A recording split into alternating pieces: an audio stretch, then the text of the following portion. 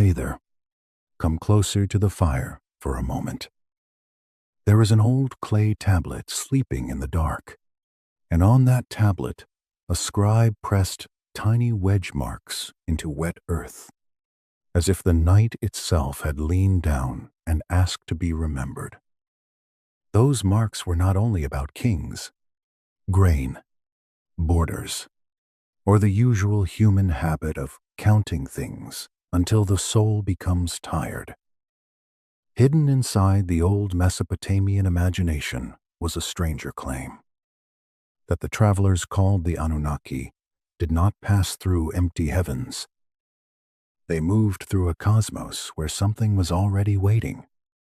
Not one presence, not one lonely god in a far corner, but presences at every world, in darkness, in rings, in storms, in broken stone, in red dust, in cloud, in firelight, and finally in the breathing earth beneath human feet. That is the quiet door we open tonight. A clay tablet, a dead city, a sky full of wandering lights, and the unsettling possibility that ancient people were not only looking up at stars, they may have been describing a journey through a universe that looked back. If this story gives you a place to rest your thoughts, please like the video and subscribe. It helps these quiet histories travel a little farther through the night. Now, let the room soften around you. The fire is low. The candlelight is patient. No need to force calm. Just settle in as you are, while we go back to the lands between the rivers, where mud became writing, writing became memory, and memory became a bridge across 5,000 years. The story begins in ancient Mesopotamia, in the fertile plains between the Tigris and Euphrates, where the ground could be generous and cruel in the same season. Water came like blessing, and sometimes like warning. Silt gathered along the banks. Reeds bent in the wind. Fields drank from canals cut by human hands. Villages became towns. Towns became cities. And cities lifted temples toward the sky, as if brick could speak to heaven, if only it were stacked high enough. In that land, the Sumerians learned to press thought into clay. It sounds simple when said quickly, but honestly, I have always found it almost impossible to pass over lightly. A hand takes a reed. The reed touches wet clay. A small mark appears. Then another. Then another. The hand belongs to someone who will die. The city around him will change. The language may fade. The gods may be renamed. But the clay can harden, and the mark can wait. A scribe sits in the low light. Perhaps it is late. Perhaps his shoulders ache from the day. Perhaps there is smoke in the room, and the smell of damp earth on the tablet before him. The clay is cool at first, then warms slightly under his fingers. It receives each wedge without protest.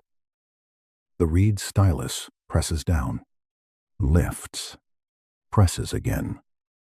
A line of signs begins to form. Small, patient, deliberate. Outside, someone passes with sandals scraping dust. Somewhere water moves in a channel. A donkey complains softly in the distance, because even in the oldest civilizations, some creature must provide the evening commentary. Above the roofline, the stars appear one by one, not dimmed by cities as ours often are, but bright and sharp, as if the sky has been washed clean. The Sumerians looked up at that sky and did not see emptiness. They saw An, the heaven above. They felt Ki, the earth below. Between these two, all of life unfolded. Crops and storms, kings and children, dreams and sickness, rivers and temple songs. To them, the cosmos was not a blank distance. It was a living arrangement, a layered place, a geography of powers seen and unseen. When we say heaven and earth now, the words can feel soft from overuse. But in the old Sumerian world, they were not casual. An was not simply blue space overhead. Ki was not simply dirt underfoot. They were realms, presences, parts of a cosmic structure that gave shape to reality itself. To stand between them was to stand in the middle of a vast order, a place where every act could matter, because every act belonged to a larger pattern.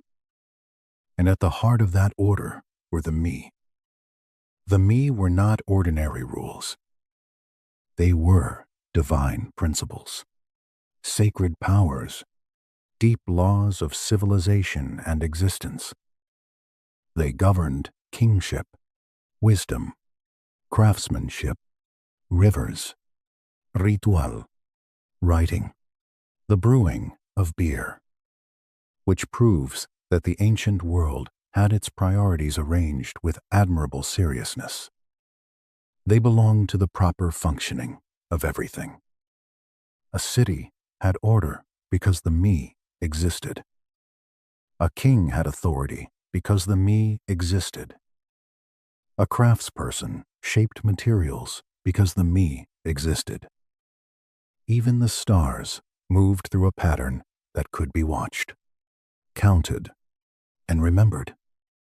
There is something soothing in that idea, even if it is strange.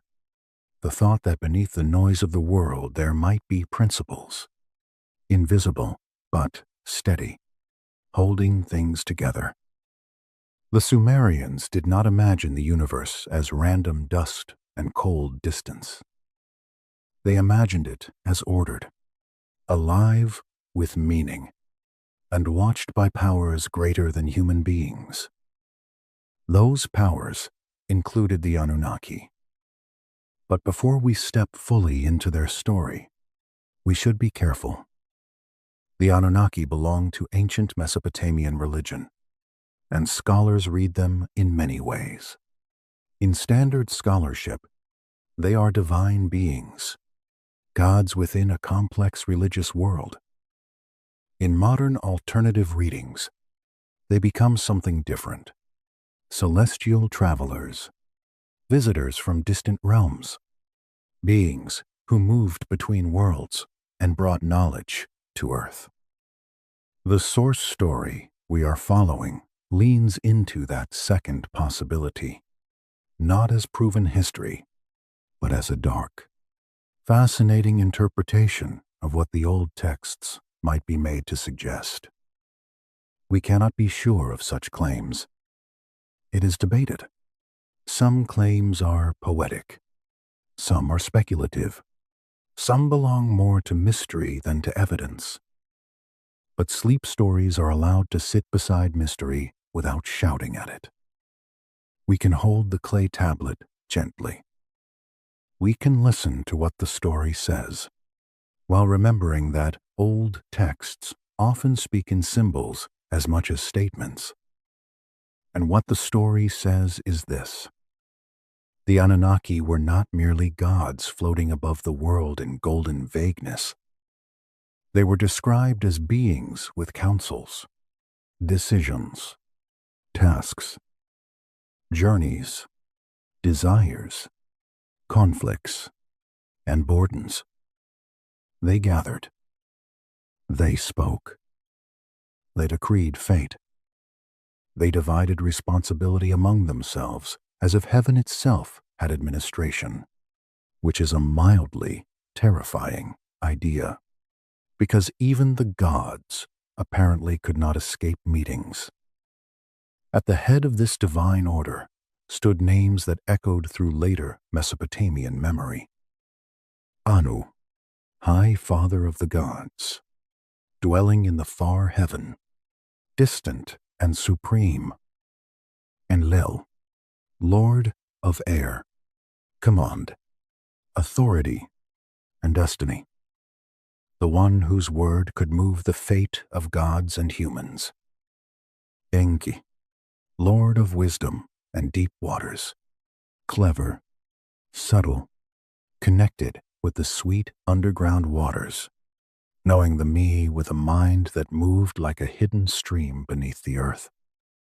Already, the story feels less like a simple myth and more like a vast household of power. Heaven above, earth below, waters beneath, laws woven through all things, and beings who know how to move among these realms. The Sumerians watched the wandering lights in the sky. They tracked cycles. They recorded patterns. Their astronomy was not modern astronomy, yet it was patient and alive with symbolic meaning. The planets wandered against the fixed stars, each with brightness, color, rhythm, and divine association. In the source we are following, this watching opens into a larger possibility. The old tablets, seals, and later interpretations are read as hints that the Sumerians knew more about the heavens than simple naked eye observation should have allowed. They speak of Nibiru, a word often linked with crossing or passing, a celestial wanderer whose identity remains debated. We do not need to settle that tonight. What matters is the ancient feeling of a sky crossed by meaningful paths, and travelers moving along those paths as if the cosmos were not a void, but a road with stations. That is where the deeper mystery begins. The Anunnaki, in this interpretation, did not simply fall from heaven to earth in one shining instant. They traveled. They passed through realms.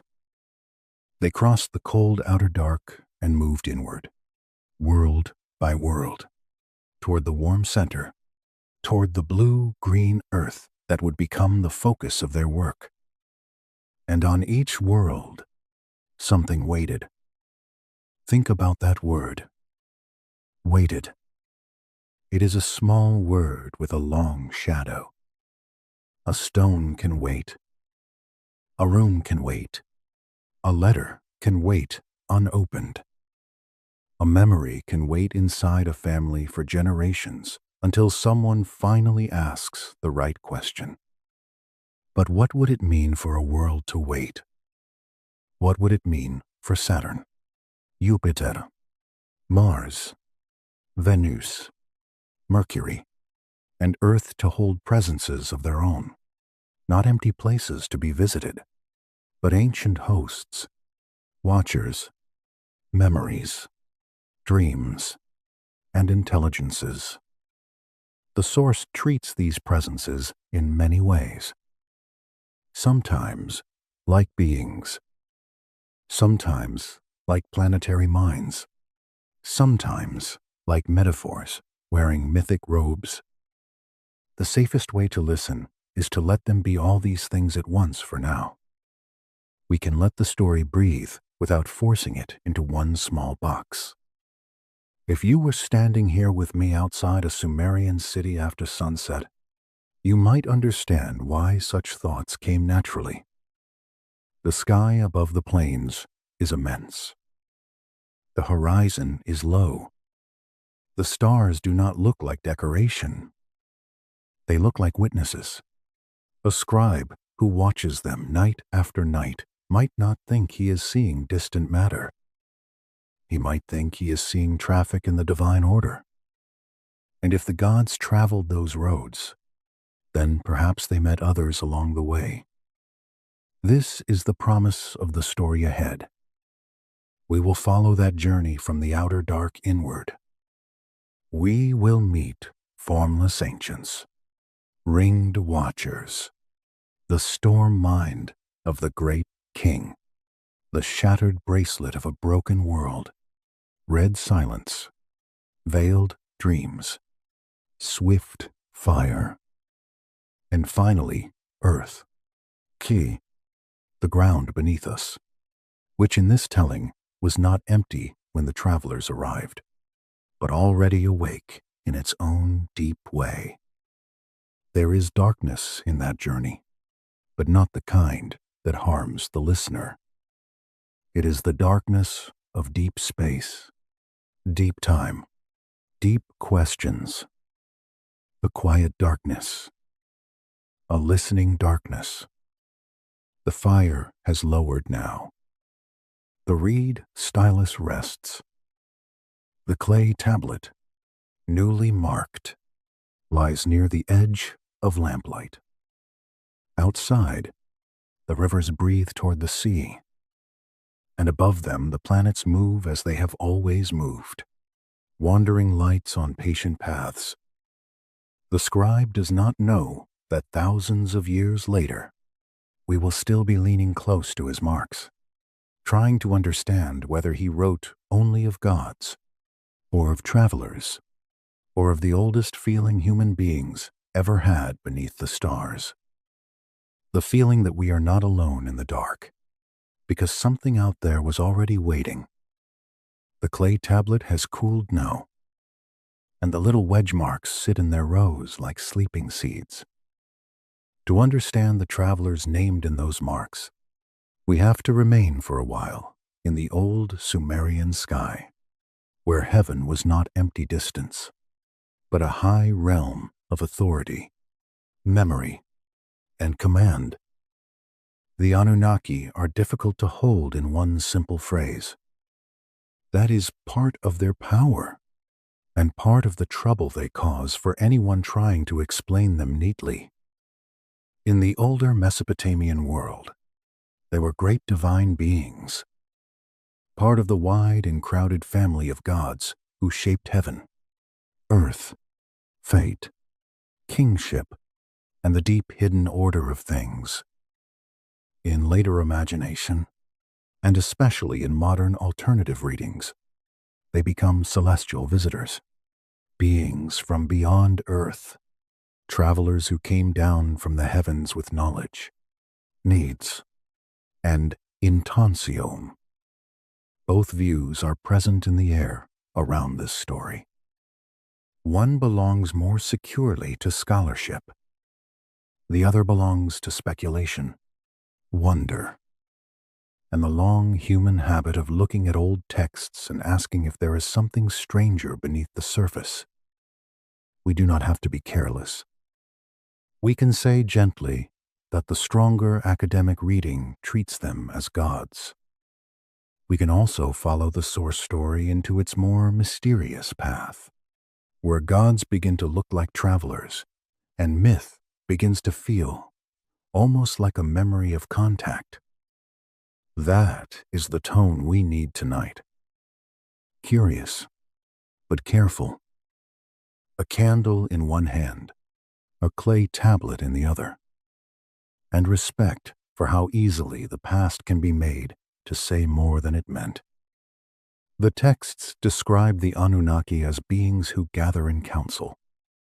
This detail matters. They are not only bright shapes in heaven. They deliberate. They decide. They weigh fates. They assign roles. They appear almost administrative, which is both impressive and a little funny, because one imagines the cosmos full of thunder and then discovers it may also contain committees. At the highest level stands Anu, the father of the gods, associated with the highest heaven. He is distant, elevated, not always close to earthly affairs, but supreme in authority. To think of Anu is to think of height, not just physical height, but the kind of height that makes the neck bend back and the voice grow quieter. He is the far roof of the divine order, the old sky above the sky. Then there is Enlil, Lord of Air and Command. His name carries the force of decree.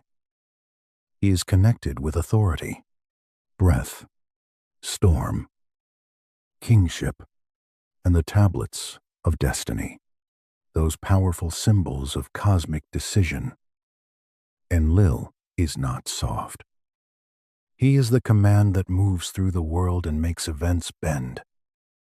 If Anu is distant height, Enlil is the force that says, "This shall be." And then Enki, who is always a little more difficult to leave behind.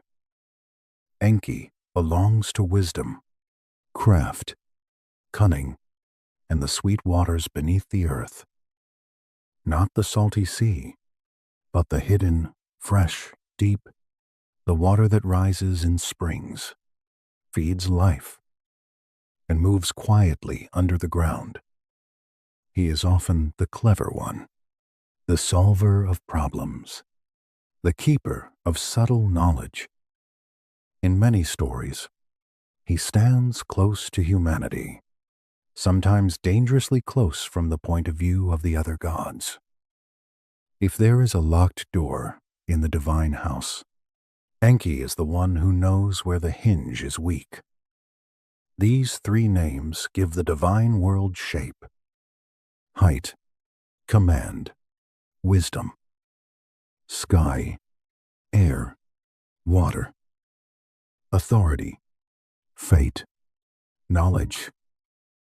Around them are many others, gods and goddesses, powers of cities, fields, storms, love, war, the underworld, the moon, the sun, and the stars.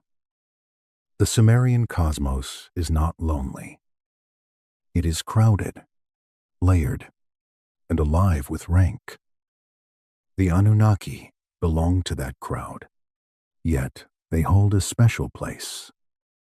The source story speaks of the seven who decree fate, powerful members of the divine assembly who decide matters of cosmic importance. Fate, in this world, is not a small private feeling. It is a structure.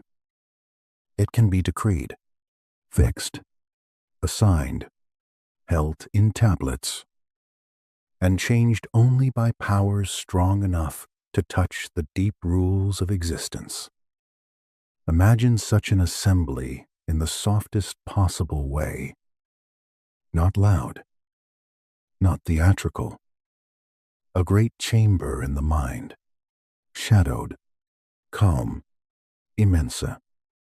Figures gathered in an order older than monarchy.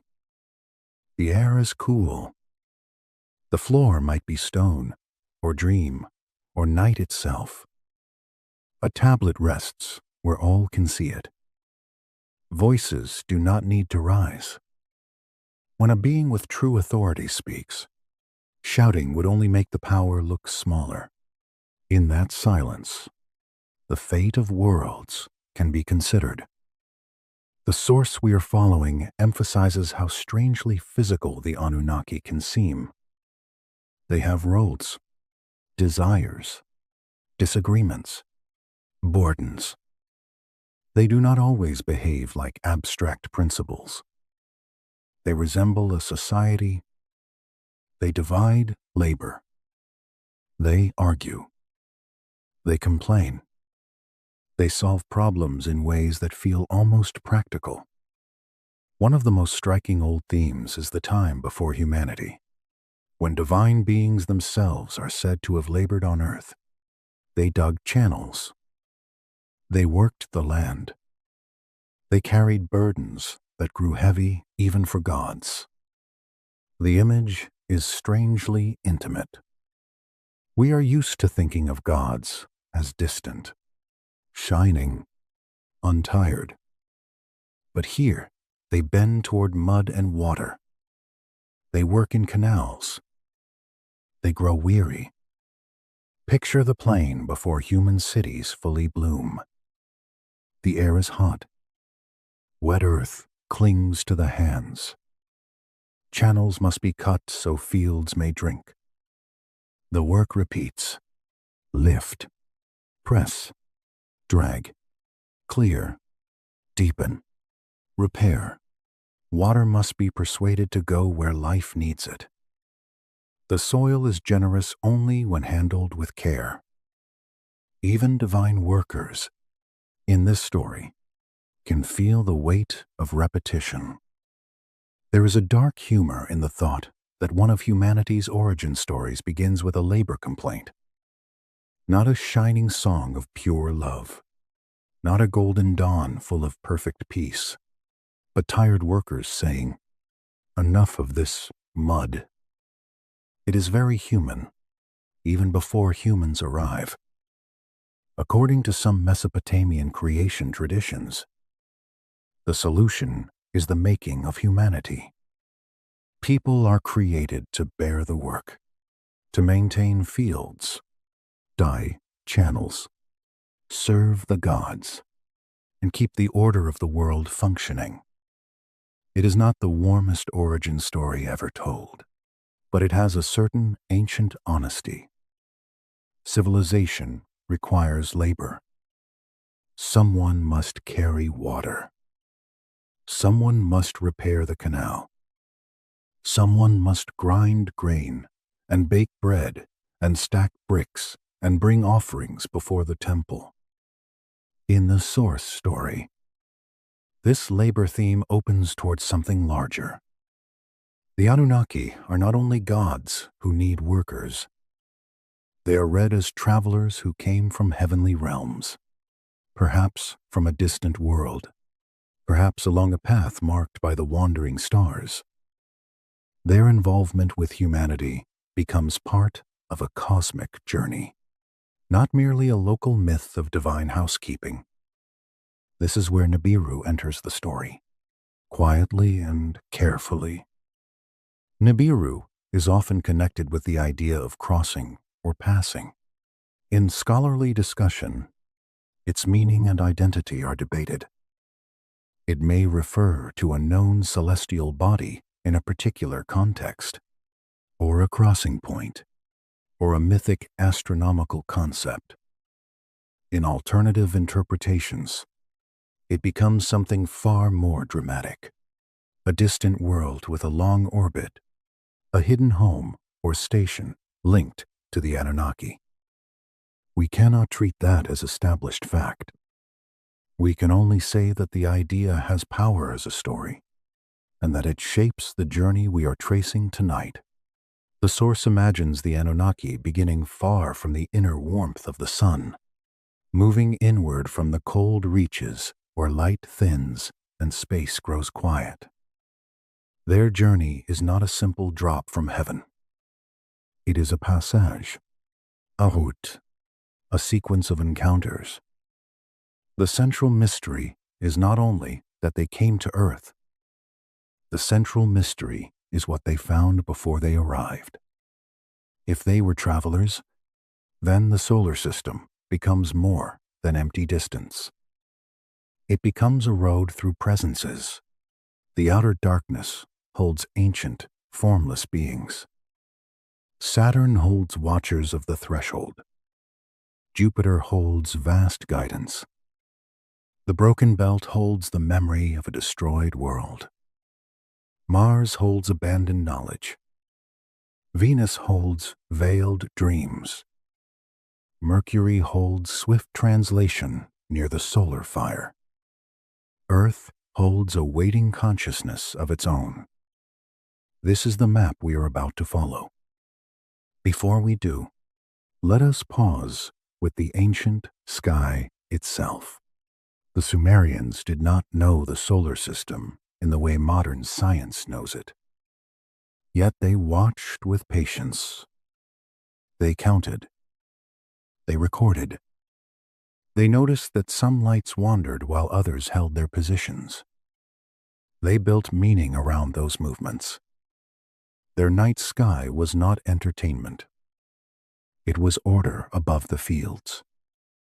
There is something moving about that. A farmer may look up after a long day and see the same planet a priest has been tracking. A scribe may mark its cycle into clay. A king may want omens from it. A child may simply think it beautiful. The wandering light belongs to all of them, but each receives it differently. You know that feeling when you look at the night sky long enough that your own thoughts become quieter. At first, you see stars.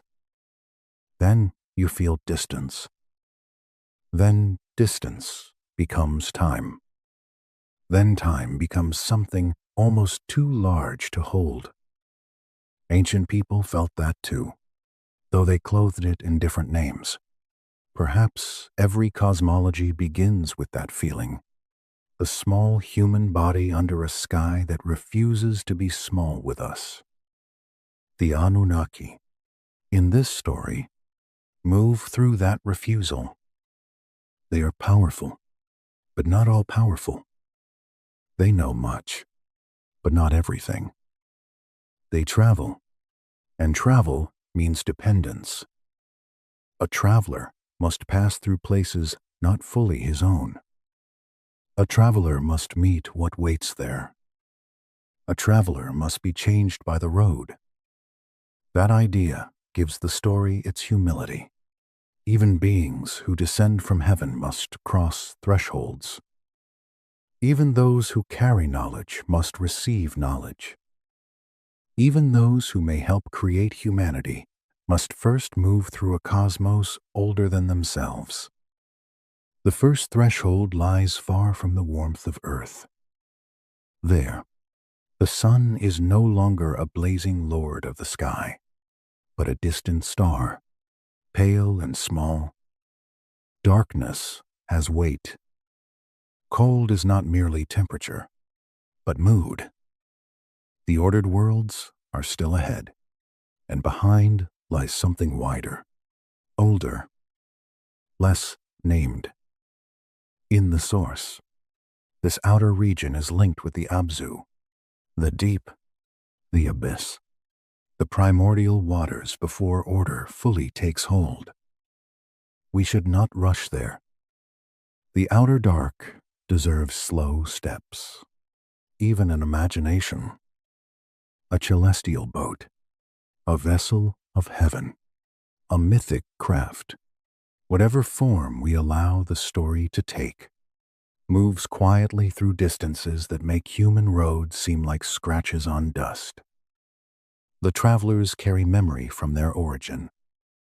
They carry purpose. Perhaps they carry confidence. Then something in the dark becomes aware of them. Not a monster with teeth. Not a voice calling across space. Something older. Something formless.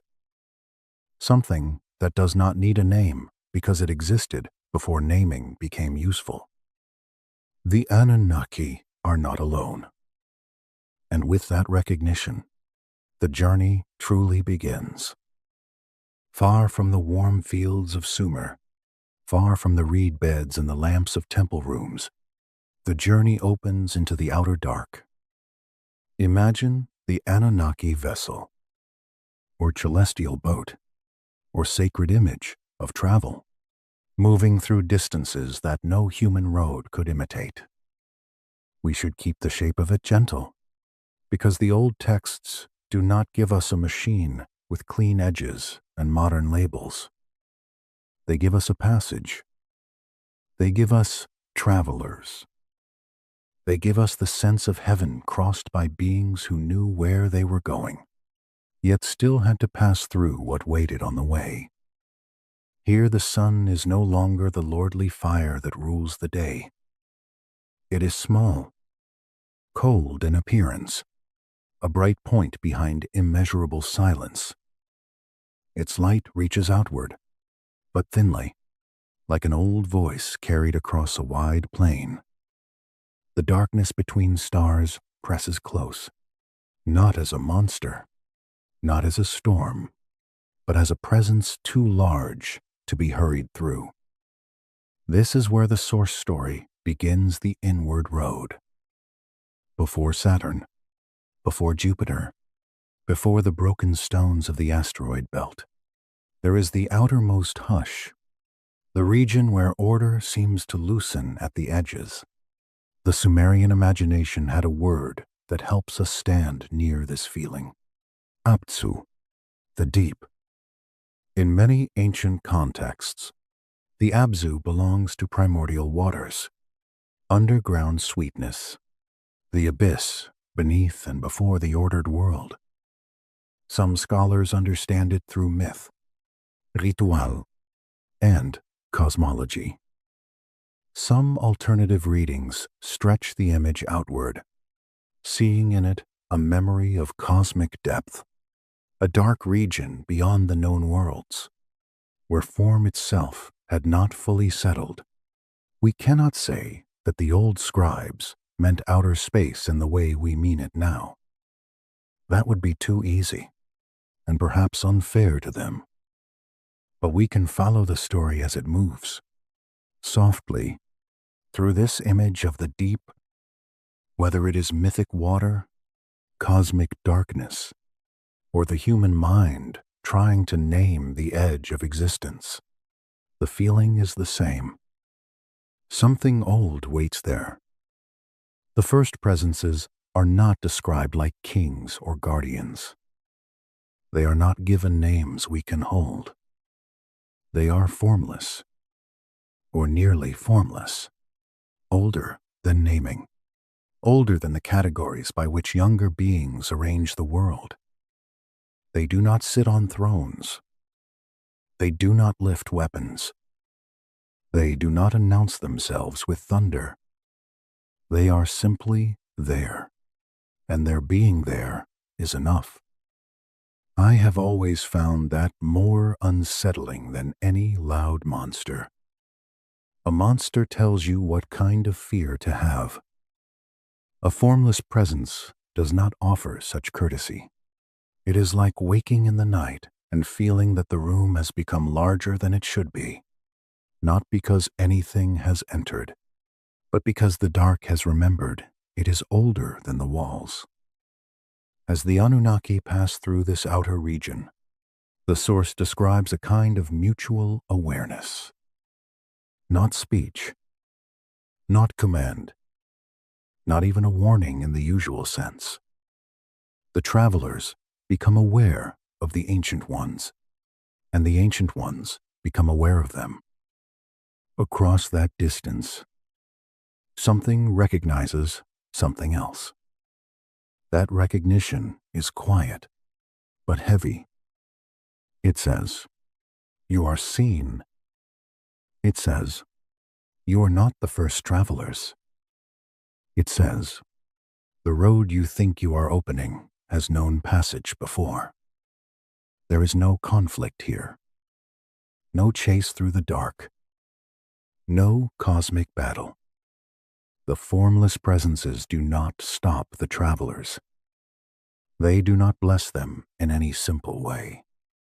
They acknowledge them, and perhaps for beings as old as these, acknowledgement is already a kind of permission. The Anunnaki, who seem so powerful in the stories of Earth, become small here. That is an important feeling. The Source does not make them masters of all things. It lets them pass through territories where they are young. They may carry knowledge, purpose, and authority, but in the outer deep, they are visitors. They are not the first awareness in the cosmos. They are not the oldest. There is humility in that. A dark humility, but a useful one.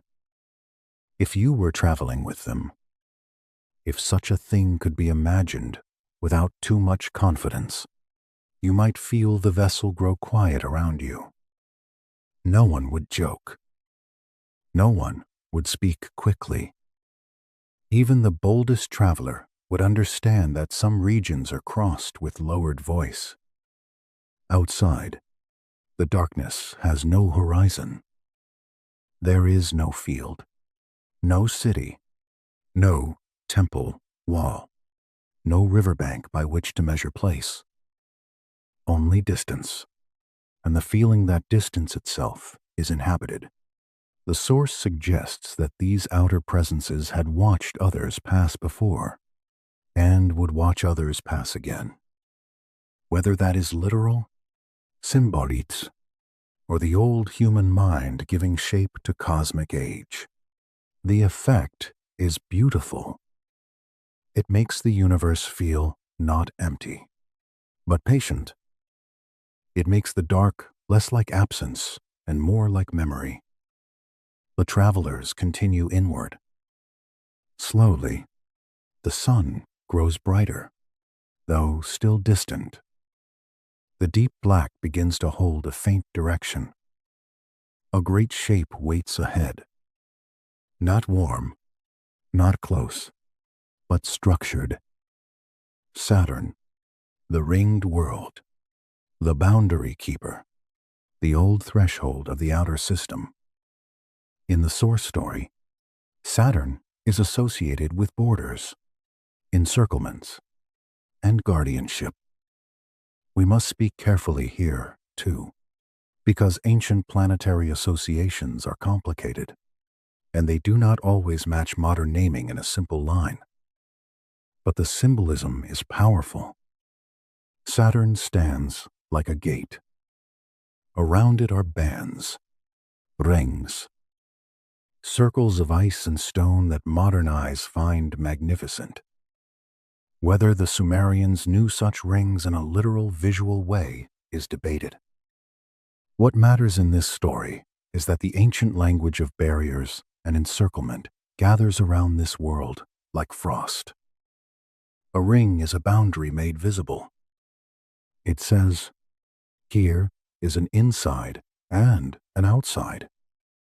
It says, passage is possible, but not careless. The Anunnaki approach, carrying the silence of the outer dark behind them. The formless presences have not followed, at least not in any way a traveler could see. But the feeling remains that the journey is being observed. The vessel, or the celestial boat of the old imagination, moves closer to the ringed threshold. The cold is different here, less shapeless, more ordered. The dark has learned geometry. Saturn does not feel like the abyss. It feels like a border station at the edge of a kingdom, vast, ancient, and unsmiling. Here, according to the source, the travelers encounter watchers, keepers of the threshold, beings not as formless as the ancient presences of the outer deep, but not ordinary either. They have purpose. They have station. They have remained at this boundary through ages so long that counting them would make human calendars look like scattered dust. The watchers do not rush to greet the Anunnaki. They do not appear surprised. That is one of the eeriest details. They are waiting, not with impatience, but with the calm of those who know that every traveler arrives when the road allows it. Their role is not to attack. Their role is to know who passes. If the outer presences were like the old dark remembering itself, the Saturn watchers are like doors with eyes. And again, the meeting is not a conversation in the ordinary sense. The source speaks of an exchange of knowing. That phrase has a strange softness to it. It suggests that the travelers and the watchers understand one another without needing the slow tools of speech. No long argument. No list of question. No awkward opening line, which is fortunate, because speaking first to a being older than civilization would be a social challenge of some size. Instead, knowledge passes. Perhaps the Watchers know the origin of the travelers. Perhaps they know the path ahead. Perhaps they look into the purpose carried inward toward Earth. Perhaps the Anunnaki feel, in return, the age of the Guardians, the long vigil of beings who have stood beside the ringed world through turning after turning, through cold seasons of the solar system that no human mind could comfortably hold. The exchange leaves a mark, though not one written in clay. The Anunnaki understand that the inner worlds are not empty. This is the warning and the welcome. The road ahead is populated, not always by creatures with bodies, not always by voices, but by presences, memories, intelligences, and laws older than the traveler's expectations. Saturn therefore becomes more than a planet in the tale. It becomes a threshold of awareness. Beyond it, the journey changes. The Anunnaki are no longer moving through the unnamed outer dark. They have been acknowledged by guardians. Their passage has entered a known road. There is something soothing in the formality of that, even in a cosmic story filled with strange claims. The idea of a threshold brings calm. A threshold means there is structure. A keeper means there is recognition. A boundary means the dark is not only endless, but arranged. The Watchers let them pass. The rings remain behind, turning in cold silence.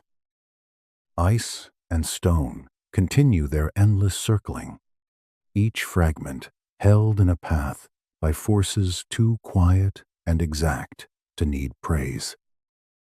The Anunnaki move inward, and Saturn fades into the rear darkness, still guarding the border, still watching whatever comes from beyond. Ahead waits a larger presence, not a gate, but a king, a world of storms, weight, and ancient guidance. The great giant waits in the path, broad enough to bend the attention of all who come near. And as the travelers leave the ringed threshold, they carry with them the first real lesson of the road. The universe is not empty. The universe knows how to notice. There is a small mercy in this part of the tale. The first beings do not demand worship. The Watchers do not demand fear for its own sake. They simply require that passage be noticed. Even in a story filled with celestial travelers, anciens tablés, and disputed readings, that requirement feels very old and very human. Before entering a house, you pause. Before crossing a temple threshold, you lower your voice. Before touching a clay tablet, you understand that other hands have been there before you. So the Anunnaki learn the etiquette of deep space. Not etiquette in the polished courtly sense, but the older kind. The kind born from respect for what is not yours. They pass through darkness that does not belong to them. They pass a ringed world that does not open without witness. They are allowed inward, and because they are allowed, the road becomes more serious. The fire beside us lowers a little more. The candle trembles, then steadies. Somewhere in the old clay of memory, the scribe presses another sign into the tablet. The outer dark has been crossed. The threshold has opened. And the journey now turns toward the great storm mind that waits closer to the sun. After Saturn, the road inward no longer feels like simple travel. The Anunnaki have crossed the outer darkness. They have been noticed by formless ancients. They have passed the watchers of the ringed threshold. The journey has already taught them that space is not empty distance, but a sequence of presences, each with its own age, mood, and law. Ahead of them waits the great giant.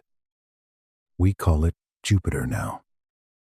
In the source story, it is treated as the king of the outer planets, not merely because it is large, though large is almost too small a word for it, but because its presence dominates the region around it. It is a world of vast storms, heavy gravity, long weather, and enormous patience. It does not feel like a place one visits casually. It feels like a power one approaches. Imagine the Anunnaki vessel drawing nearer. The dark around them is no longer the absolute dark of the outer edge. The sun has grown stronger, though it is still far away. Light touches the curves of the approaching world, and the giant begins to show its bands. Pale belts, darker belts, slow-moving fields of cloud, storms turning inside storms.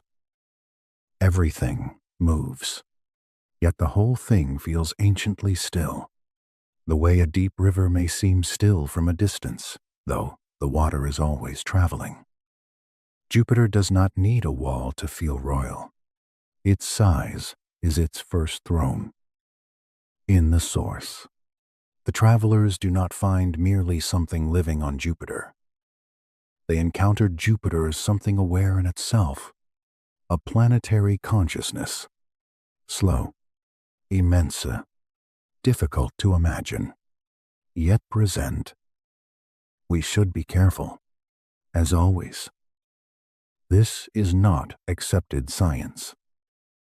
It is a mythic and speculative reading, a way of listening to ancient cosmology as if worlds themselves might have minds.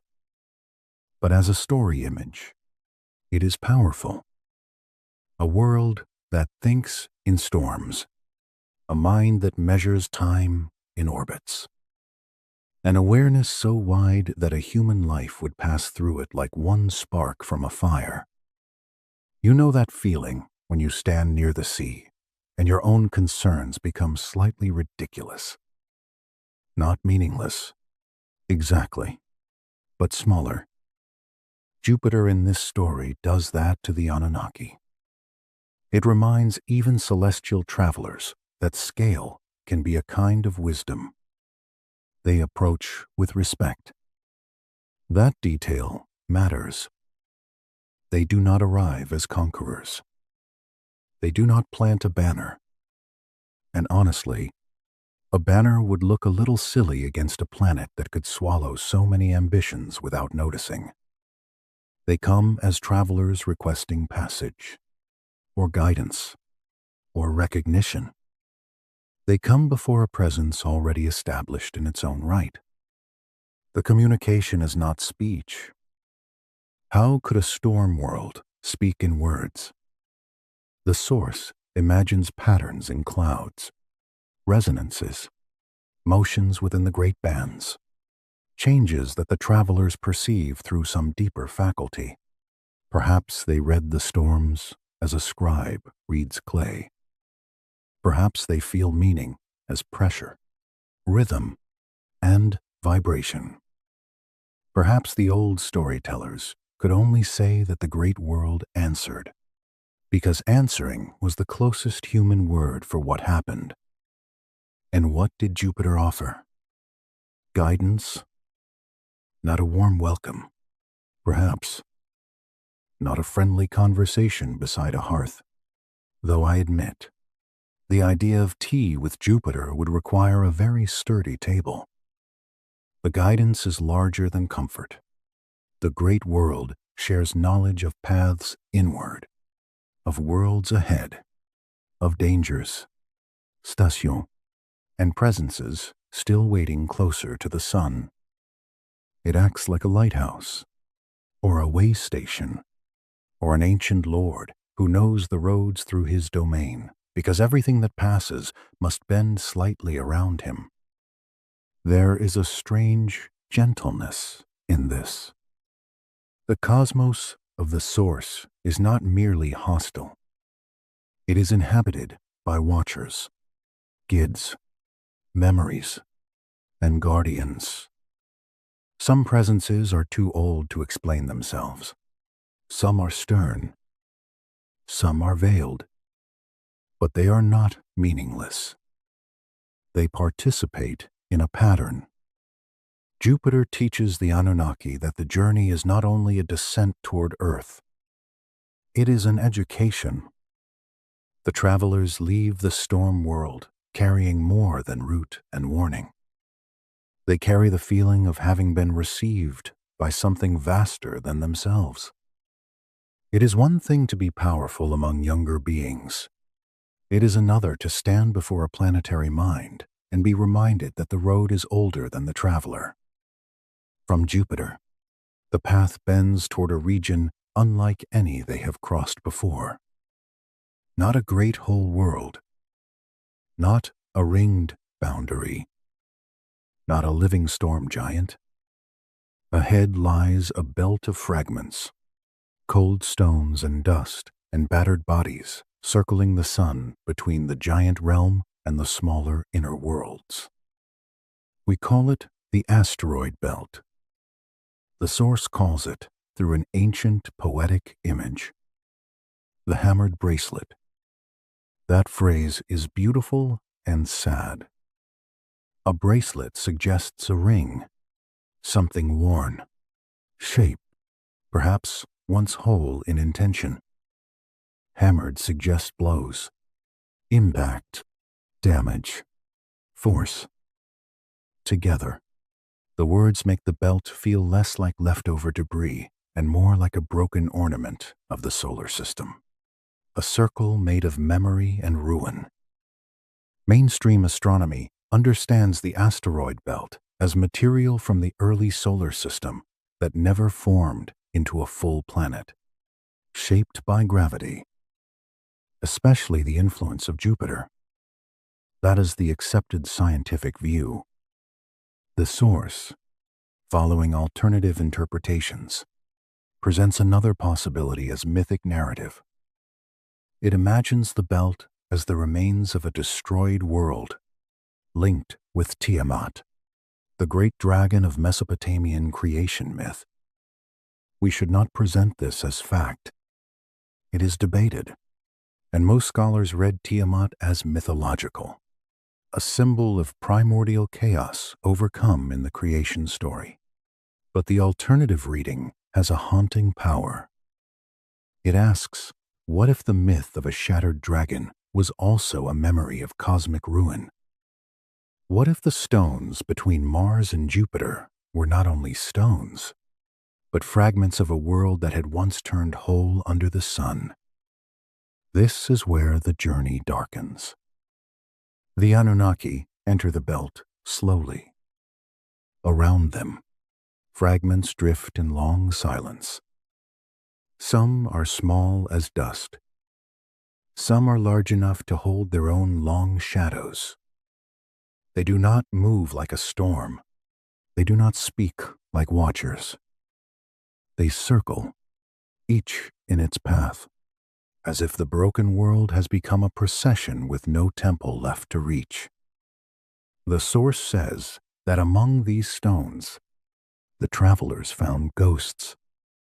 Not ghosts in the simple house at midnight sense, not pale figures in doorways, but fragments of awareness, memories dispersed with the body of the world that once held them. Consciousness broken, scattered, and still trying to remember itself. That is a very old sorrow. A whole thing becomes many pieces. A voice becomes echoes. a world becomes stones. If Mars later becomes a library, the belt is something sadder, a library after the fire, pages drifting in the wind, a few words still readable if someone patient kneels in the ash. The Anunnaki listen. That is how I imagine it, softly, not with instruments buzzing and commands shouted, but with stillness. They pass among the fragments and become quiet enough for the broken memories to touch them. The stones do not speak in sentences. Their story comes as pieces. Images without order. Warnings without names. A sense of heat, force, error, pride, loss. A world once whole, then not. The source says the destruction did not come from outside. It came from within, or from something the inhabitants of Tiamat themselves awakened, mishandled, or failed to contain. Again, this is not a claim we can prove. It is a symbolic warning inside a speculative reading. Yet warnings do not need to be literal to be true in the human sense. A civilization can destroy the world that holds it. That sentence is quiet enough to sit beside the fire, but heavy enough to bend the room. The old scribes may not have meant technology as we mean it. They may not have imagined industry, machines, weapons, or planetary ruin in modern terms. But myths know patterns before facts give them modern clothing. They know that knowledge can become dangerous. They know that power without wisdom can turn inward. They know that a world can be wounded by the hands of those who depend on it. The Anunnaki gather what they can from the fragments. The warning is incomplete, because the memory is incomplete. No single stone holds the whole story. No single ghost remembers the whole world. Everything is partial. This makes the message more painful, and perhaps more believable. Total explanations are often too tidy. Ruin rarely leaves tidy explanations behind. Somewhere in that belt, a fragment turns slowly, showing one side to the distant sun, then the other to the dark. Another fragment drifts nearby, but never touches. Dust glitters for a moment, then vanishes into shadow. The travelers move through the hammered bracelet as if crossing a cemetery where the graves are still orbiting. There is no need for horror here. The quiet is enough. The source uses the memory of Tiamat to mark a threshold. Beyond the belt, the journey enters the inner system. The worlds ahead are smaller, warmer, closer to solar fire. They will not be like Saturn and Jupiter. They will be more intimate in their mysteries. Mars will offer red silence and abandoned knowledge. Venus will veil herself in dreams. Mercury will move like thought near flame. Earth will wait with rain, soil, and its own deep consciousness. But before that, the Anunnaki must leave the shattered region behind. What do they carry with them? They carry the recognition from the outer dark. They carry the permission of Saturn's watchers. They carry the guidance of Jupiter. And now they carry the warning of Tiamat, the sense that awareness can be broken, that a world can lose its unity, that intelligence does not guarantee wisdom. That is a dark gift, but a gift still. Many ancient journeys require such a crossing. The traveler passes through a field of bones, a dead city, a silent sea, a memory of failure, not to be destroyed by it, but to learn humility before reaching the place where the story will matter most. The Anunnaki continue inward. Behind them, the belt turns in its endless broken circle. Ahead, the red world waits, neither fully alive nor fully dead, holding the traces of those who have gone. The fire beside us has grown quiet, and the candle has formed a small pool of wax at its base. In the old Sumerian night, the scribe cannot know how far later minds will carry his marks. He only presses the clay, sign by sign, while above him Jupiter wanders, and beyond his sight the hammered bracelet turns. The universe in this story is not empty. It remembers. It warns. It lets travelers pass, but not unchanged. The travelers leave the hammered bracelet behind, and the silence changes. Behind them, the shattered stones continue their patient circling, each fragment carrying its little portion of cold memory. Ahead, the sun grows warmer. Not close yet, not kind yet, but stronger. The light has more intention now. It touches the path inward with a faint gold, and the worlds ahead feel less like distant borders and more like rooms inside a house that has been waiting for someone to open the doors. The first of these inner mysteries is the Red World. In the source story, the Sumerian name Lamu is used for this place, the world we call Mars. The name is treated with a sense of mud, hair, texture, and substance, as if the ancients were not seeing a smooth light in the sky, but a body with roughness, color, and hidden history. We should be careful, as always. Modern scholarship does not confirm the claims that follow as literal history. But within the story, Mars is not an empty stone.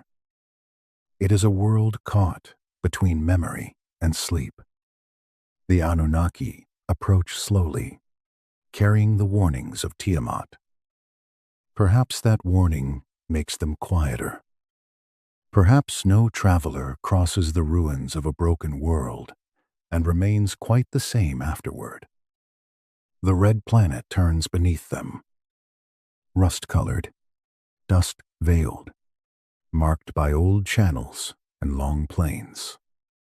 It looks wounded, but not freshly wounded. It has the calm of something that suffered long ago and has had ages to become silent around the hurt. There are no crowds to greet them. There are no watchers at a ringed gate. There is no storm king turning in immense bands. There is only red dust, thin, cold, dry channels, and shapes on the surface that the source imagines as remnants of former habitation. Structures, platforms, walls, channels, arrangements too deliberate to feel like accident within the tale. Empty places built for beings who are no longer there.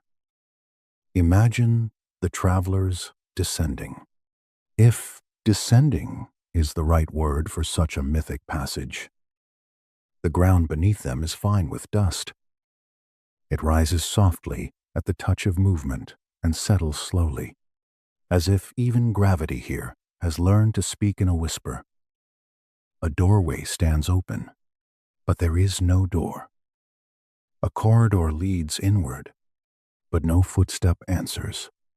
A platform faces the sky, waiting for a vessel that has already departed, or never returned. The sadness of Mars in this telling is not the sadness of destruction in one bright instant. It is the sadness of abandonment. A city after a battle can still be loud in the imagination. Mars is quieter than that. It is a table set long ago and left untouched. A canal bed that remembers water by its shape, though no water moves through it now. A room whose walls still hold the proportions of those who built it, though no voice remains to say why they left. The source says that what moved the Anunnaki most was familiarity. The builders of Mars, whoever they were in this speculative telling, were not utterly alien to them. Their structures had proportions the travelers could recognize. Doorways, heights, direction, orientations toward stars. Not identical, but kin-like, like finding a house on a distant road and noticing that the chair is made for a body not so different from your own. That is a strange feeling. It is more unsettling than total otherness. A truly incomprehensible ruin can be placed safely in the mind as mystery. A familiar ruin comes closer. It asks, if they were like us, what happened to them? If they built, measured, traveled, watched the sky, and then vanished, what does that mean for those who come after? The Anunnaki walk, or move, through this red silence. Their own purpose grows heavier. They came as travelers, perhaps as seekers, perhaps as beings with tasks beyond one world. But Mars teaches them that a civilization can leave behind more than stone. It can leave behind a question shaped like a city. The source speaks of patterns of being. This phrase is delicate, and we should let it remain a little mysterious. It suggests that the former inhabitants of Mars did not leave only structures, but traces of knowledge, memory, and consciousness impressed into the substance of the world itself. Not living people waiting in rooms, not ghosts in the simple sense, more like encoded presence. A library without shelves, a record written into walls, dust, foundations, alignments, and perhaps the red planet itself. Honestly, I find that image haunting in the softest way. A library where the books are not books, where the pages are dry channels, where the ink is arrangement, where silence is not emptiness, but storage. The Anunnaki remain there longer than they intended. At least, that is how the source invites us to feel it. They study. They listen. They learn how to read what has been left. Perhaps they touch surfaces and receive impressions. Perhaps they measure star alignments. Perhaps they sit in a chamber where no one has breathed for ages and feel a memory unfold without sound. What they learn is not complete. It cannot be. A vanished civilization never explains itself fully.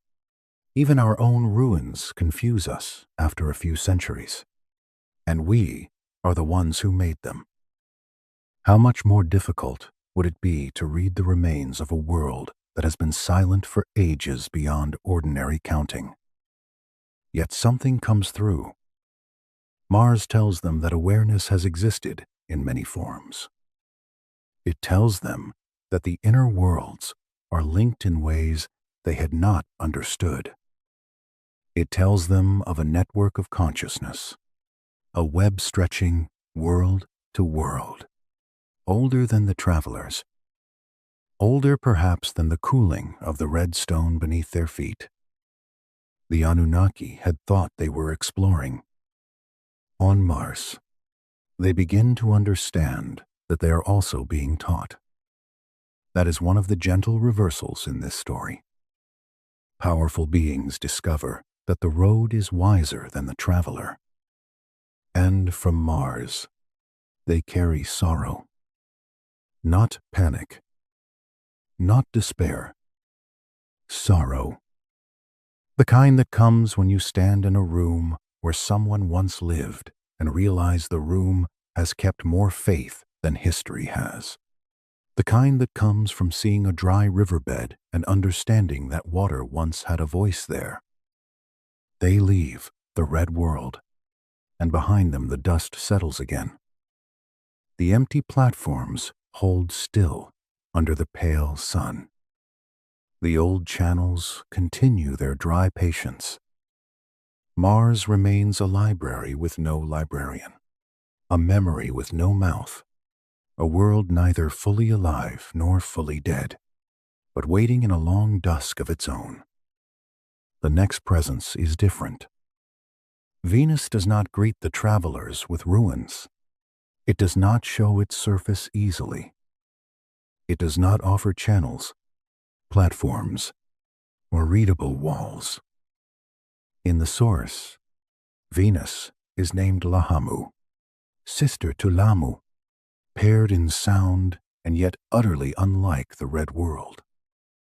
If Mars is exposed sorrow, Venus is hidden brightness. From afar, she shines. The world is wrapped in cloud, brilliant and impenetrable. Light scatters across her veil until she becomes almost too beautiful to trust. The Anunnaki approach a planet that refuses the direct gaze. No red plains, no empty doorways, no dust library, only a shining cover, a white brightness that says, "You may come near, but you will not see all." The source connects this presence with the divine feminine, with Inanna, the morning star and evening star, the one who appears before dawn and after sunset, the one who changes meaning depending on when she is seen. This dual nature matters. Venus is both arrival and departure, promise and farewell, desire and danger, softness and blade hidden under silk, a very old kind of goddess. In other words, the sort who smiles in poetry and then rearranges kingdoms before breakfast. The Anunnaki do not find clear answers here. They find a veiled presence. The source calls her, in effect, the one who veils. She does not communicate in the ordered ways the travelers prefer. She does not offer records like Mars. She does not give route guidance like Jupiter. She does not exchange knowing like Saturn's watchers. She enters through dreams. Imagine the travelers resting in orbit around that bright cloud world. Resting may not be the right word, but let us use it gently. The vessel is quiet. Instruments, if we imagine instruments, fall into patient rhythms. The white planet turns below, covered, secret, luminous. Then, in the inward spaces of the travelers' minds, images begin. A door opening into another door. A child with starlight in the eyes. A city not yet built, already ruined. Hands lifting clay from river mud. A flood that may be memory or warning. A blue world breathing under clouds. The dreams are not instructions. That is what troubles the Anunnaki. They are used to knowledge that can be held steady. A path, a measure, a law, a tablet, a pattern. Venus gives possibilities. She gives futures that shift when looked at directly. She gives meanings that arrive sideways, like moonlight entering through a curtain. Some truths will not stand still for inspection. Venus teaches this without apology. We can imagine the travelers waking from these visions with unease. Not fear, exactly. More like the discomfort of being shown something important in a language no one has fully learned. They compare dreams. One has seen water. Another has seen fire. Another has seen earth. Another has seen human hands, though humanity has not yet entered the story. The images overlap, contradict, echo, and refuse to become a single report. The veiled world teaches them that knowledge is not always possession. Sometimes knowledge is invitation. Sometimes it is a seed planted in the mind that only opens later. The Anunnaki leave Venus with more questions than answers. Yet they do not leave empty. They carry visions now. They carry the red memory of Mars and the white uncertainty of Venus. Behind them are watchers, storm guidance, shattered warning, abandoned knowledge. Ahead is the swift world nearest the sun, the last intermediary before the blazing center. The fire beside us has lowered until it barely moves. The room is held in a quiet orange pulse. Think of the travelers looking back for a moment.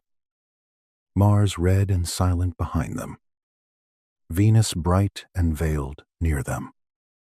The old clay tablet waits under museum light in some far future. But in the story, the signs are still warm from the stylus. The Sumerian night continues above the river plains. The planets wander. Their names are not yet our names, and perhaps that is good. A name can make a world feel owned. These worlds are not owned. They are encountered, and the Anunnaki continue, carrying dust, dream, and warning toward the place where fire itself must be interpreted before Earth can be reached. After Venus, the path turns toward the innermost light. The travelers have moved through darkness, boundary, storm, Rhine, memory, and dream.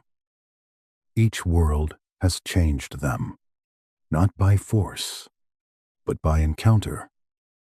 Now the sun grows bright. Before they can turn toward Earth, the source story brings them to the small, swift world nearest the solar fire.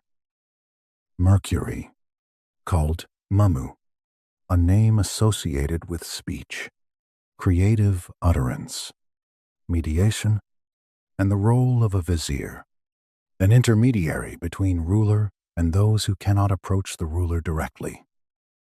That image is important. Mercury is not treated here as a large kingdom. It is a messenger, a doorway, a moving threshold.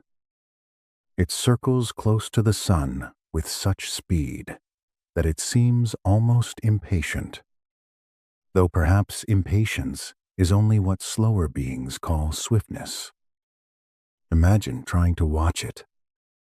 One moment it is near dawn, another near dusk. It appears low, elusive, difficult to hold in the eye. It does not sit grandly like Jupiter. It does not glow with veiled beauty like Venus. It moves. It flickers.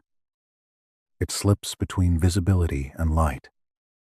In the old imagination, such a world naturally becomes a messenger, because it behaves like a thought crossing the mind before the mind can catch it.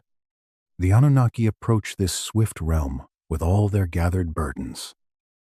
They are no longer the same travelers who entered the outer dark. The road has filled them. Their purpose is still ahead, but their certainty has been softened. The universe has shown them too many forms of awareness to let them remain simple. At Mercury, the presence they encounter is motion itself. The source describes an entity in constant movement, never fully in one place, yet somehow present along its path.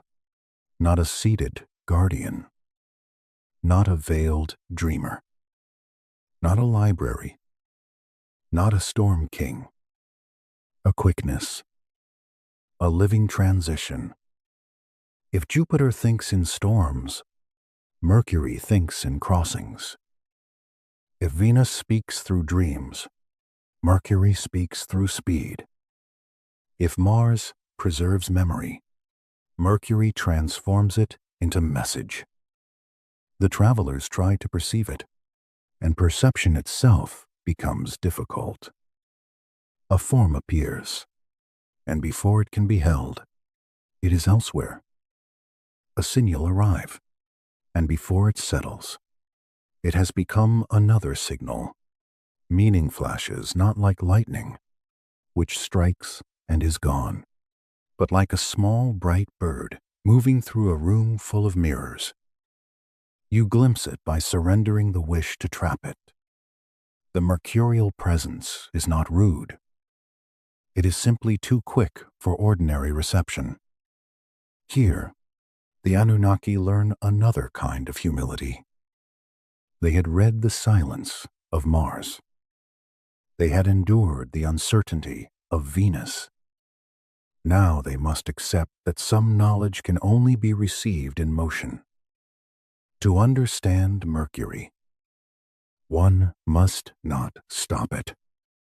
One must move with it, or at least allow the mind to become light enough to follow. The source gives Mercury a sacred task. It stands between the material worlds and the sun, not as a barrier, but as translator. For the sun in this cosmology is not merely a burning sphere. It is the central consciousness, the great mind around which other minds orbit. Even the Anunnaki do not approach directly. That detail is beautiful. It preserves scale. No matter how great the travelers are, the sun is greater. No matter how much knowledge they carry, some fire cannot be faced without mediation. In many traditions, the highest power must be veiled, reflected, translated, or stepped down before lesser beings can receive it. Mercury does that work in this story.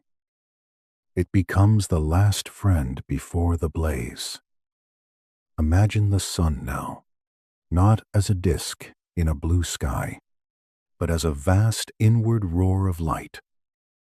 No sound in space. Of course, if we are speaking physically. But in myth, light has a voice. The solar presence fills the inward road with unbearable clarity. It is not angry. It is not gentle. It simply is, with such fullness that everything near it must become honest. The Anunnaki do not enter that flame. They pause at the threshold where Mercury moves. The swift messenger translates what can be translated. Perhaps it gives warning. Perhaps it gives blessing.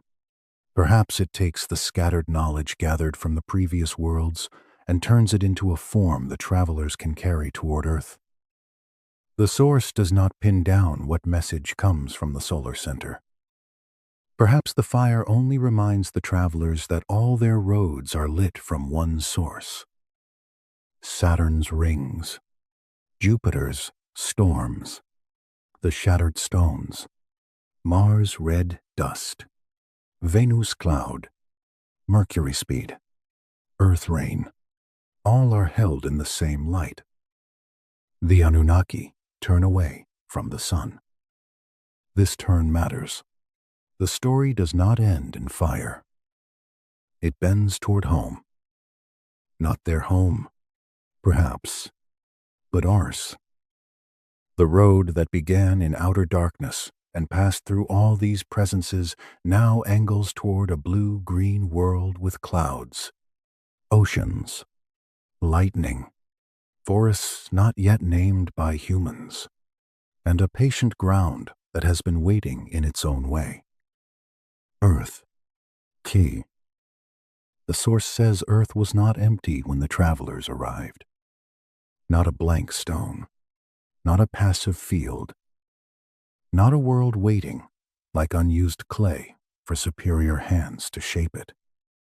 Earth was already aware, already dreaming, already old in her own living way. Before humans, there was still story. Before writing, there was rain. Before temples, there were mountains. Before kings, there were tides. Before prayers, there was wind moving over water and the slow work of life, teaching matter how to become sensitive. Let us slow down here, because the turn toward Earth deserves tenderness. From far away, the planet is small. A blue-green light, white cloud wrapped, softer than Mars, more open than Venus, warmer than the outer giants, less fierce than the sun. But small does not mean simple. Earth is layered. Ocean over stone, air over ocean, soil over root, root under leaf, fire under crust, water in cloud, salt in sea, sweet water in rivers, life moving quietly from form to form across ages no scribe could count. The Anunnaki draw nearer, and perhaps the memory of all previous encounters gathers inside them. The formless ancients taught them that awareness can be older than names. Saturn taught them that passage has guardians. Jupiter taught them that vastness can guide. Tiamat taught them that power can break its own world. Mars taught them that memory can remain. Venus taught them that the future may speak in dreams. Mercury taught them that fire must be translated. Now, Earth teaches them that arrival is not possession. That is the heart of this section of the source. The travelers do not come to emptiness. They come to Ki, the living ground, a presence that has felt rain for ages, a consciousness, if we follow the story, that has grown through stone. See, root, shell, wing, and breath. Not a mind like a person sitting in a chair. Larger, slower, less separate from its own body. A planetary dreaming. The old word Ki is often translated simply as Earth, but the story allows it more depth. Ki is the ground beneath the foot. Yes, but also the world that holds the foot. The soil that receives seed. The field that receives water. The grave that receives the dead. The clay that receives the stylus. Earth as place. Body. Mother. Memory. If the Anunnaki are travelers of the sky, Ki is the one who has remained. Perhaps she knew they were coming. The source imagines Earth sensing their approach as they move from world to world, not seeing in the human way, not waiting at a window like someone watching for a late guest. More like a deep tide feeling the pull of the moon before the wave rises. More like roots sensing rain before it reaches them. More like a sleeping body knowing dawn is near. The travelers descend through cloud. Below them, oceans move. Storms turn. Land waits in wide masses of green, brown, white, and stone.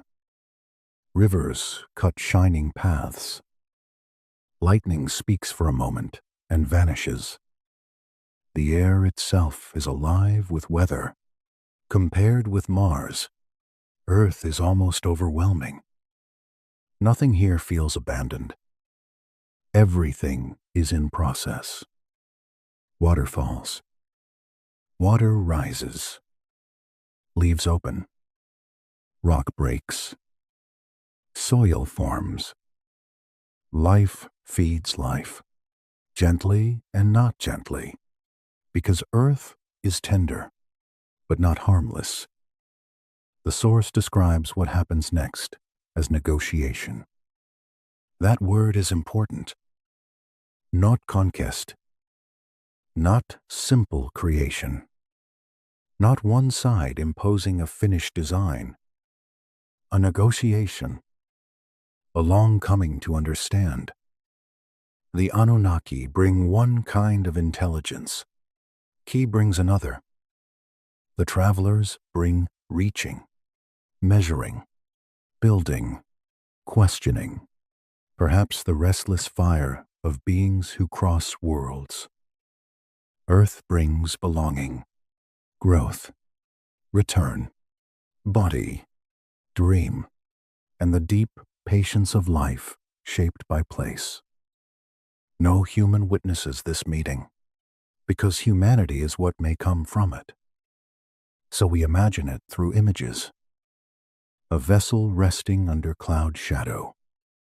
Rain beginning softly on warm stone. A presence rising through soil, through mist, through root and river. The travelers listening. The earth listening back. Agreements forming, not with ink, not with signatures, but through recognition of boundaries and gifts. What can be given? What must not be taken? What may be joined? What must remain free?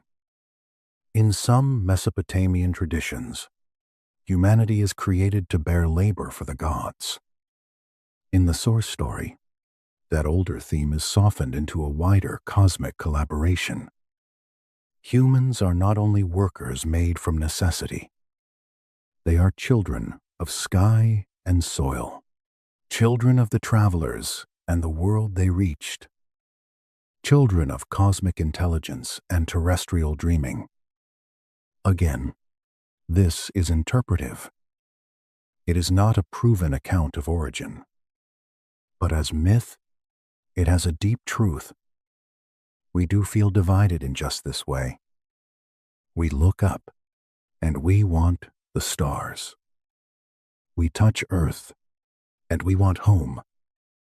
We build towers, ships, numbers, stories, engines, temples, songs, maps, and then we weep at the smell of rain on dry soil. We calculate the motions of planets, and still, one candle in a quiet room can make the heart slow. We are restless and rooted. We are dust that asks questions about galaxies. We are clay that learn to wonder why clay exists. That is why this part of the story feels so close. Earth is beneath us now. The mystery is no longer out there only. It is in the hand, the breath, the pulse, the need to belong, and the need to go beyond. The Anunnaki have arrived, but the arrival is not an ending. It is the beginning of humanity's difficult, luminous condition, to carry sky and soil in one body, to remember clay and long for stars, to be made, perhaps, from a meeting we can no longer prove, but can still feel in the shape of our questions. The fire beside us is low. Candlelight rests on the floor like a small planet of gold. Outside, wherever you are, Earth holds you without needing to explain herself. The old Sumerian scribe presses another line into clay, and the tablet keeps its silence. Above him, the wandering lights continue. Below him, Ki breathes through river mud and root. The travelers have reached the world that was waiting. Earth was waiting, but not in the way a person waits at a door. That is the first thing to feel gently.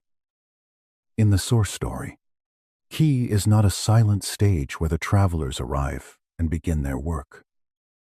Ki is the world beneath all later footsteps, the ground before names, the body before cities, the old dreaming presence that had been forming through stone, water, heat, root, shell, wing, breath, and time. Before there were scribes, there was rain. Before there were temples, there were rivers finding their beds. Before there were kings, there were tides moving under the moon, forests thickening and thinning, storms walking over dark water, and small living things learning the patient art of becoming more. The Anunnaki had crossed many kinds of awareness before they came here. The nameless presences of the outer dark had noticed them. The watchers of the ringed threshold had measured their passage. Jupiter had offered the dignity of guidance. The shattered belt had warned them that a world could become its own ruin. Mars had opened a library of absence. Venus had veiled them in dreams. Mercury had translated the nearness of fire. Now the road became intimate. Earth was not the largest world. It was not the oldest presence they had met. It was not ringed like Saturn, vast like Jupiter, hidden like Venus, or swift like Mercury. But Earth was alive in a way that touched every level at once. Water moved openly here. Air wrapped the surface in breath. Lightning stitched cloud to ground. Hulk broke into soil. Soil fed root. Root fed leaf. Leaf fed creature. Creature returned to soil. The whole planet was already speaking in cycles before any human mouth existed to call it speech. If you were standing here with me in that imagined first arrival, you would not hear words. You would hear weather, a low wind over grass that had no name yet. Rain beginning on warm stone. The hush of cloud shadow crossing water. The small pulse of life in mud, invisible at first, but stubborn, as if the world had decided long ago that stillness alone was not enough. The source describes a negotiation between the travelers and the earth consciousness. That word, negotiation, is important. It keeps the story from becoming too simple. It is not only descent. It is not conquest. It is not a celestial hand taking a passive world and carving it into use. It is a meeting, slow and strange, between sky and soil. We should say this carefully. This is not a proven account of human origins. It belongs to a speculative and mythic reading of ancient material. Some traditions speak of humans being formed to carry the labor of the gods. The source we follow turns that darker labor story into something wider. A collaboration between travelers from the heavens and the living presence of Earth. We can listen without claiming certainty. The old clay is strong, but interpretation is fragile. Still, as myth, The idea has a deep tenderness. The Anunnaki bring one inheritance. They bring movement, reach, craft, measurement, restless intelligence, the will to cross distance. They have seen the outer dark and survived its silence. They have read warnings in broken stone. They have accepted guidance from storm and dream and speed. They are beings of passage. Earth brings another inheritance. She brings body, belonging, return, nourishment, decay, growth, gravity, memory, and the kind of patience that lets mountains become sand, and sand become shore, and shore become mud between the toes of a child who does not yet know what a miracle is. In the story, humanity comes from both, not merely from sky, not merely from soil, from the meeting. This is why the human creature feels so divided and so beautiful. We are rooted and restless. We build houses, then stare out of windows. We plant fields, then draw maps of stars. We make bread from grain and numbers from thought. We bury our dead in earth, then ask where the soul has gone. We are clay that looks upward. We are breath that remembers dust. We are small enough to sleep under a roof, and strange enough to wonder whether consciousness lives among planets. Honestly, that may be why the old story keeps pulling at us. Even if we do not take it literally, it knows something about us. We are made of hunger and longing. We want the ground to hold us, and we want the sky to open. We want a home, and then we want a road. The negotiation with Earth, as the Source imagines it, could not have been quick. A planet does not decide as a person decides. A planetary presence, if we allow the image, would think through weather, through the movement of waters, through the slow testing of life, through the memory of stone and the experiments of flesh. The Anunnaki may have carried plans, but Earth carried limits. Earth carried rhythms. Earth carried the deep rule that whatever lives here must belong to cycles larger than itself. So, we imagine no throne room, no bright conference, no single sentence that makes humanity happen. We imagine listening, the travelers waiting under a moving sky, rain settling dust around their feet, a warmth rising from the ground after storm. The planet answering not in words, but in permission and resistance, in the feeling of what may join and what must remain apart. There is a quiet darkness here too. The older labor story has not vanished completely. In many Mesopotamian accounts, humans are made because gods grow tired of work. People are formed to dig, build, serve, carry offerings, and maintain divine order. That is not a soft origin. It places humanity under burden from the beginning. But the Source retelling gives that burden another layer. If humanity is born from sky and soil, then labor is not only servitude, it is participation. To work the earth is also to answer the earth. To carry water is to continue the river in human hands. To press a stylus into clay is to let the ground remember thought. To build a temple is to shape mud into a staircase for longing. Yet within the myth, even burden can become meaningful. Humans are not only tools, They are the place where two inheritances meet. The Anunnaki gift, in this reading, is the upward pull. We measure. We invent. We ask dangerous questions. We count stars, cut canals, build towers, sail water, cross deserts, carve laws, name planets, and then, because we are never quite satisfied, we ask whether the planets know our names in return. The Earth gift is the downward pull. We sleep. We need water. We love the smell of rain.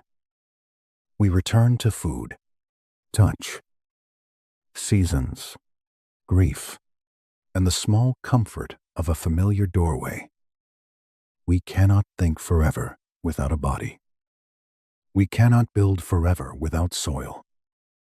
We cannot leave home without carrying home inside the breath. A human life moves between these two poles. The Sumerians knew such nights. A scribe leaving his work may have looked up and seen the same wandering lights that guided priests and worried kings. His hands smelled of clay. His eyes carried stars. He was already the meeting point. That is why the Source brings humanity into the story not as an afterthought, but as the reason the journey matters. The Anunnaki do not merely pass Earth and continue. They stop. They meet Ki. They become involved in the creation of beings who will one day write the stories down. That loop is almost dreamlike.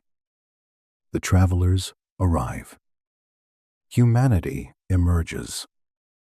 Humanity learns writing. Writing preserves the memory of the travelers. The clay becomes the place where the origin looks back at itself, a little circle of deep time. And like all deep time, it is both grand and fragile. The tablets survive, but broken. The names survive, but changed. The story survives, but debated.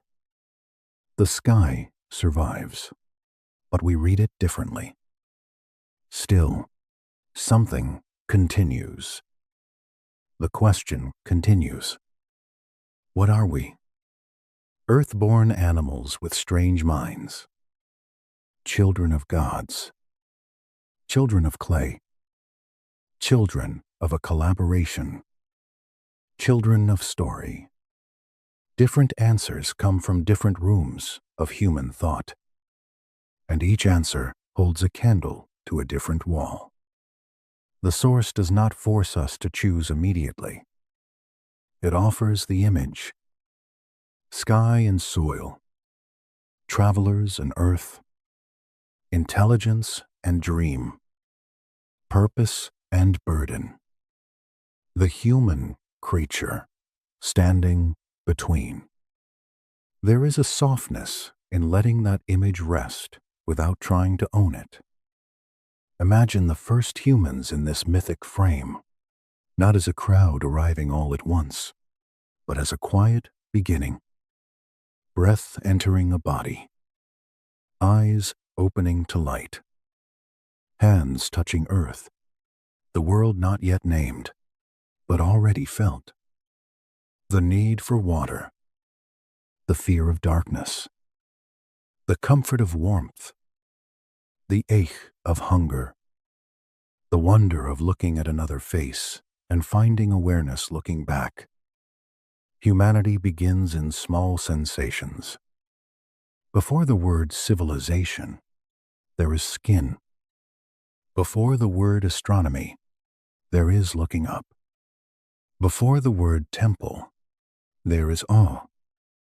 Before the word history, there is memory carried in the body. And then, slowly, the human world grows.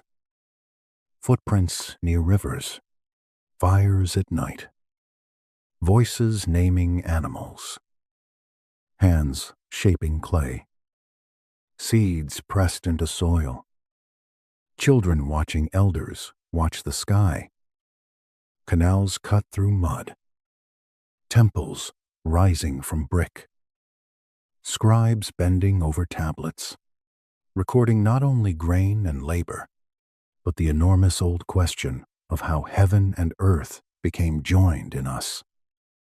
If the Anunnaki story is literal, it is astonishing. If it is symbolic, it is still astonishing. If it is a psychological map, it shows how ancient people understood the split inside human nature. If it is a sacred poem, it gives dignity to both the star and the soil. The power of the tale does not depend only on proof. It also depends on recognition. We recognize ourselves in it. We know the longing to rise. We know the need to return. We know the feeling of being more than animal and still entirely animal, more than dust and still destined for dust, capable of mathematics and music and cruelty and tenderness, capable of building cities and then needing a bowl of soup at the end of the day. That last part is important. Any cosmic theory that forgets soup is probably not ready to explain humanity. The fire beside us has become very low now. Its red light moves like a pulse under ash. In the mind, earth turns beneath cloud. The Anunnaki have arrived, but the story has become less about arrival than about meeting. Ki is not empty. Ki is not silent. Ki has been waiting with oceans, stone, root, and rain. And from that meeting comes the strange creature who asks the question, the human listener by the fire, the scribe by the river, the child under stars, the dreamer who knows the ground is home and still looks upward. The journey across the worlds has reached the place where it becomes personal. It has reached the body. It has reached breath. It has reached the clay of the hand and the sky of the mind. And now, as Earth holds the travelers in her deep attention, the pattern of the whole journey begins to reveal itself. Now the pattern can be seen. The journey began in a place where the sun was only a faint thought in the dark. It passed the nameless presences of the outer deep, crossed the ringed threshold of Saturn, received the storm guidance of Jupiter, moved through the broken warning of the hammered bracelet, listened to the red silence of Mars, dreamed beneath the veil of Venus, paused before the swift translator of Mercury, and arrived at Earth. Ki, the living ground. At every world, something waited. That is the simple sentence at the heart of the source story. Not emptiness, not silence without memory, not dead matter arranged in cold distance. Something, a watcher, a guide, a ghost, a library, a dream, a messenger, a planetary presence, a world with its own way of being aware. We should hold this carefully. It is beautiful, but it is not simple fact. The source follows a speculative reading of ancient Mesopotamian texts, one that moves beyond standard scholarship into the realm of alternative interpretation. Some scholars would read these materials as myth, ritual poetry, theology, astronomy, political memory, and sacred imagination. Others, especially in modern speculative circles, read them as hints of ancient contact, cosmic travel, or knowledge passed from beings not born on Earth. We do not need to force the clay to answer more loudly than it can. Clay speaks in marks. We bring the voice. That may be the honest way to listen. The tablets preserve old words, but interpretation happens in the space between their marks and our minds. A wedge pressed 5,000 years ago does not explain itself like a patient teacher at a desk. It waits. It allows scholars, dreamers, translators, and storytellers to gather around it. Some come with caution. Some come with wild theories. Some come with hope. Some come with a small notebook and a large coffee, which is its own kind of ritual. The story we have followed tonight is one way of hearing those marks. It asks us to imagine the cosmos not as empty machinery, but as a living web of awareness.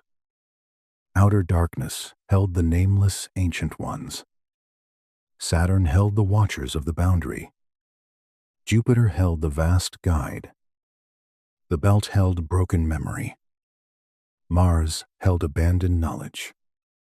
Venus held veiled possibility. Mercury held translation near fire. Earth held dreaming life. When placed together, these images form more than a route. They form a philosophy. They suggest that consciousness is not a late accident in an otherwise dead universe, but something woven into existence from the beginning, appearing in many forms, some slow, some swift, some wounded, some bright, some too old for names. That idea can be read literally.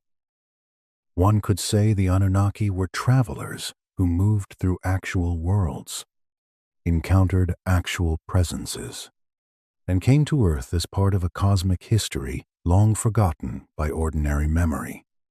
That is the reading that draws many people toward the mystery. It gives the old texts the feeling of hidden record, a buried report from before history was history. But the idea can also be read mythologically. In that reading, the journey is not a physical voyage through space, but a sacred map of reality. The planets become stations of meaning. The outer dark becomes primordial depth. Saturn becomes boundary. Jupiter becomes authority. The broken belt becomes warning. Mars becomes memory.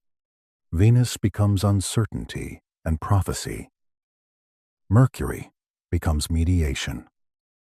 Earth becomes embodiment and belonging. That reading is quieter, but no less rich.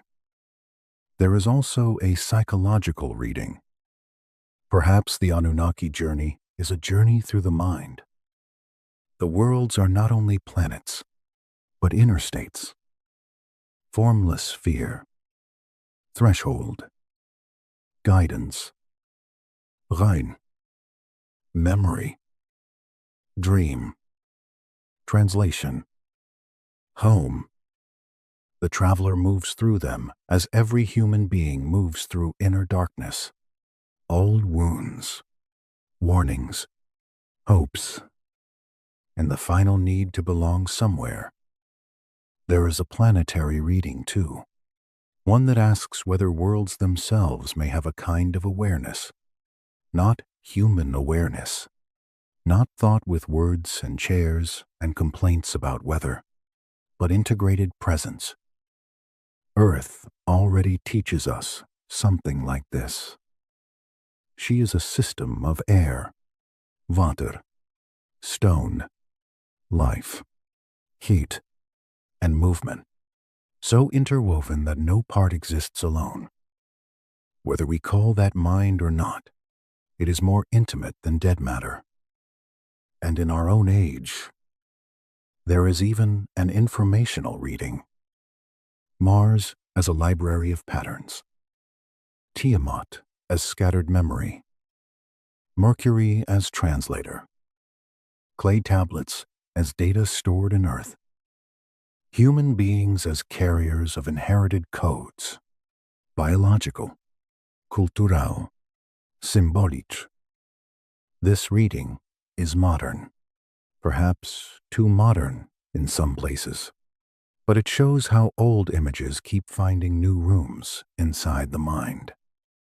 The gentle truth is that we do not have to choose one door tonight. We can let the doors remain open. That is not weakness. Sometimes mystery is harmed by being solved too quickly. A question can be a resting place if we stop trying to turn it into a weapon. The old Sumerian tablets have survived long enough to deserve our patience. They do not need us to make them small. Perhaps the Anunnaki were gods. Perhaps they were travelers. Perhaps they were symbols of power, memory, and sky. Perhaps they were all of these inside the imagination that preserved them. What matters for this sleep story is the feeling the narrative leaves behind. A universe that notices.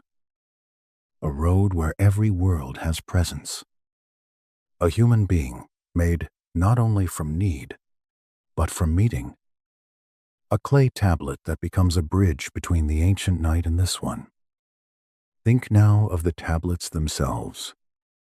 They lie in museums, archives, selection, and storerooms. Some are whole, many are broken. Their surfaces are the color of earth after sun, tan, brown, gray, sometimes darkened by age or fire. The wedge marks are small, but firm. A line bends. A sign repeats. A corner is missing. A name remains. A god survives in a few strokes. A word for heaven. A word for earth. A word for crossing. A word we are still arguing about long after the hand that wrote it became dust. There is deep calm in that image. Museum hush is different from temple hush. In a temple, silence may be charged with offerings, fear, and divine nearness.